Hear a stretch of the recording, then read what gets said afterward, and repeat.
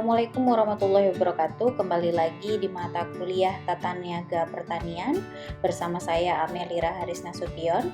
Pada pertemuan kali ini kita akan membahas mengenai topik kita yang terkait dengan integrasi pasar. Nah, efisiensi pada pemasaran produk agribisnis secara terus-menerus itu digunakan untuk mengukur kinerja dari pemasaran.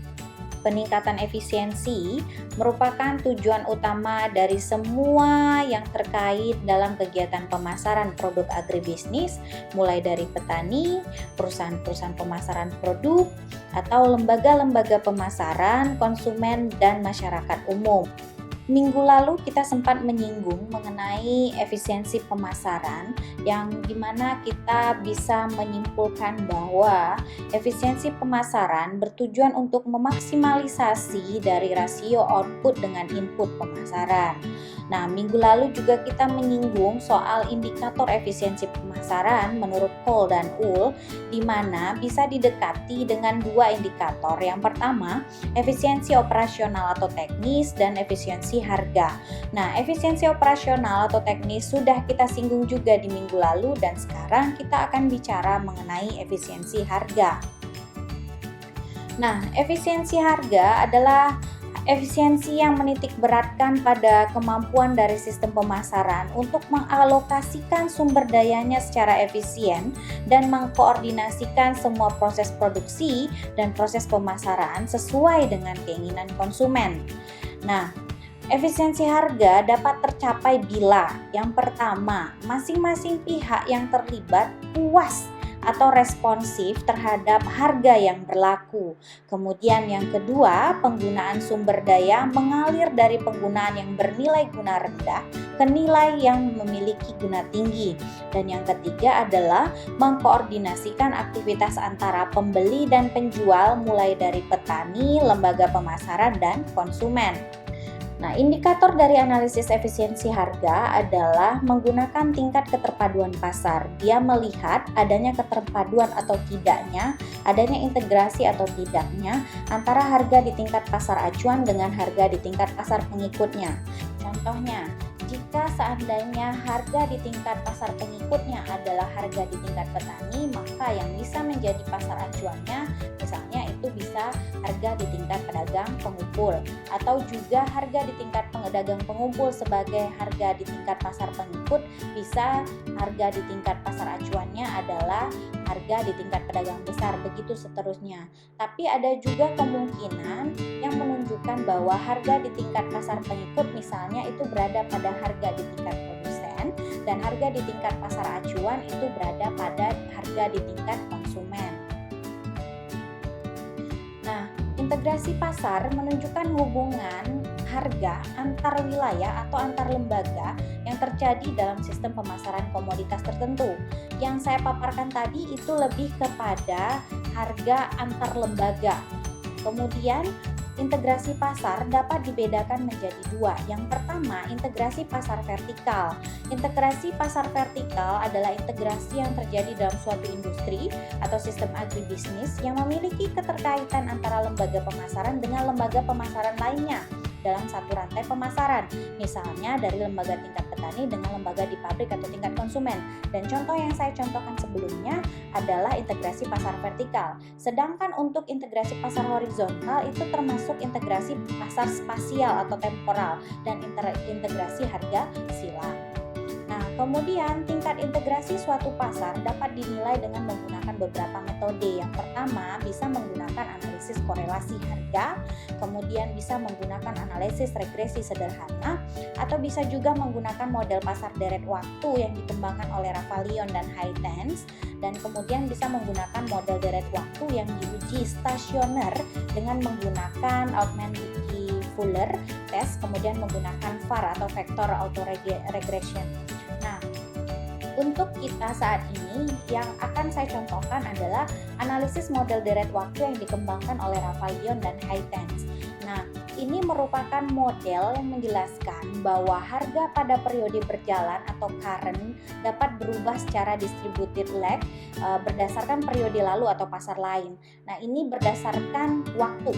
Model ini mampu mengungkapkan secara mendetail tentang peran si pasar acuan, arah transmisi harga, kecepatan transmisi harga, tingkat keterisolasian, dan tingkat keterpaduan pasar atau integrasi pasar.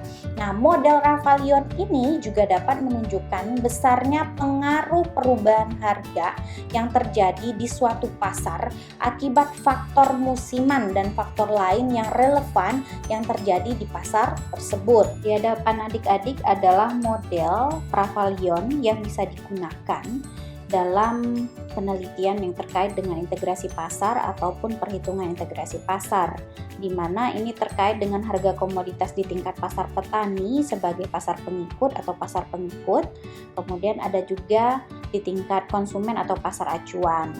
Nah, ini tentu saja dengan mempertimbangkan T-1 harga di masa lampau dan juga harga saat sekarang gitu ya. Nah, ini adalah rumusnya adik-adik. Nah, kita fokus ke yang B2 terlebih dahulu. Jadi, koefisien B2 menunjukkan seberapa jauh perubahan harga di tingkat eksportir atau konsumen atau pasar akhir atau pasar acuan ditransmisikan ke tingkat petani sebagai pasar pengikut. Jadi, ingat eksportir itu bisa sebagai pasar acuan, bisa jadi kalau tadi saya buat konsumen di dalam pengertian model, itu juga bisa menjadi pasar acuan. Jadi intinya adalah B2 itu adalah untuk melihat seberapa jauh perubahan harga di tingkat pasar acuan yang ditransmisikan ke tingkat pasar pengikutnya. Nah, kemudian koefisien 1B tambah B1 dan B3 kurang B1 itu mencerminkan seberapa jauh kontribusi relatif harga periode sebelumnya dari tingkat petani atau pasar pengikut dan tingkat eksportir atau pasar acuan terhadap tingkat harga yang berlaku sekarang di tingkat pasar pengikut tersebut atau petani tersebut. Nah, rasio antara keduanya ini merupakan indeks hubungan pasar atau Index of Market Connection atau IMC yang menunjukkan tinggi rendahnya keterpaduan antara kedua pasar yang bersangkutan. Nah, ini dia rumusnya adik-adik sekalian. Nah, kemudian di mana IMC ini adalah indeks hubungan pasar. Nah, menurut Rosiana, syarat suatu pasar terintegrasi atau tidak itu bisa dilihat dari sini nih, adik-adik. Jadi, dia dikatakan integrasinya kuat jika IMC-nya mendekati 0 atau IMC-nya kecil dari 1 dan itu jangka pendek ya, adik-adik. Dan untuk integrasi lemah ketika IMC-nya besar dari 1, tidak ada integrasi ketika IMC-nya sangat tinggi sekali.